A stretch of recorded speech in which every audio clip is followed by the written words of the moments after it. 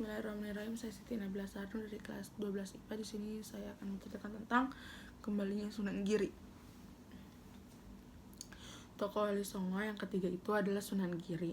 Keberhasilan Sunan Giri terlihat antara lain sebagai tokoh Dewan Wali Songo dan namanya disebut dalam versi Jawa Barat, Jawa Tengah, dan Jawa Timur. Setiap versi berbeda nama wali yang termasuk dengan kelompok Wali Songo adalah seorang wali yang termasuk dalam versi tertentu.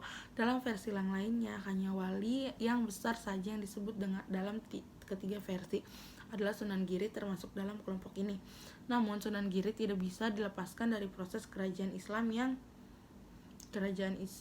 pertama di Jawa, Demak. Ia adalah wali secara aktif, ikut merencanakan berdirinya negara tersebut serta terlibat dalam penyerangan ke Majapahit sebagai penasehat militer. Nama lain gelar Sunan Giri yang disebut oleh adalah Joko Samudro, yaitu nama yang diberikan ibu angkatnya Nyai Geden Pinati.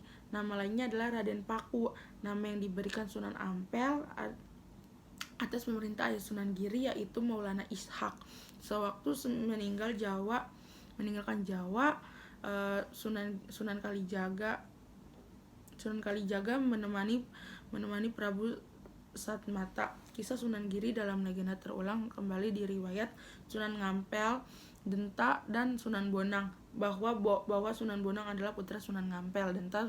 Mereka menjadi murid Sunan Ampel Denta tersebut sebelum mengabarkan sampai tanah Malaka dan berguru kepada Syekh Wali Lanang yang ternyata adalah Sunan Giri.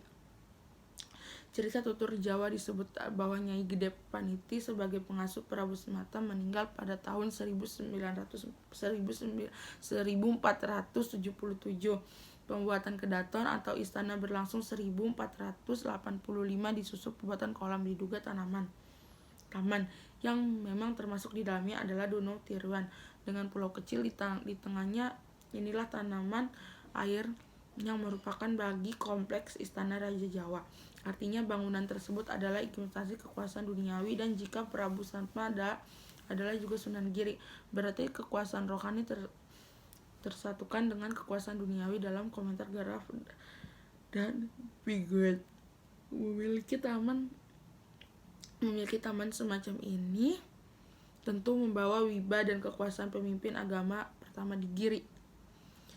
Tindakan Prabu Satmata dari Giri itu seperti juga dilakukan para wali Islam di Jawa pada zaman yang sama dapat dianggap sebagai usaha menatap dan menguatkan pusat keagamaan masyarakat ini bagi pementing pada pedagang Islam yang sering kurang semangat agamanya. Para pedagang ini keturunan asing berasal dari golongan Managa dan diduga sudah tinggal di Jawa sejak abad ke-14. Baik di kota besar maupun kecil, dibangunnya kedaton, dipakainya nama gelar dan Raja Prabu Satma. Perhatikan bahwa konsen para sejarah ini bukanlah personifikasi Sunan Giri itu sendiri, melainkan bagaimana personifikasi Sunan Giri dalam dengan menunjukkan fenomena agama dan sejarah Jawa. Tenang kediaman di puncak bukit misalnya disebut dia adalah orang pertama di antara ulama yang membangun tempat berkhalwat dan tempat berkelubur di atas bukit. Di bahasa tempat keramat di atas gunung tentu sudah dianggap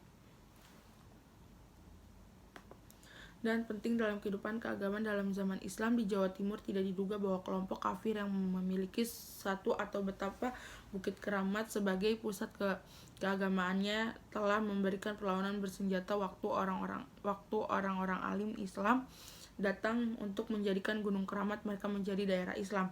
Apakah Giri dan Gresik sebagai pusat kehidupan dalam Islam dan sebagai tempat penghayatan agama bagi orang yang beriman telah didirikan sekadar contoh Gunung Keramat di Jawa Timur, ataukah didirikan bekas Gunung Keramat? Profesor Nyai Gede Pinati kemungkinan spekulasi bahwa pembangunan keraton Giri digunakan komunikasi tersebut. Cukup sekian dari saya. Wassalamualaikum warahmatullahi wabarakatuh.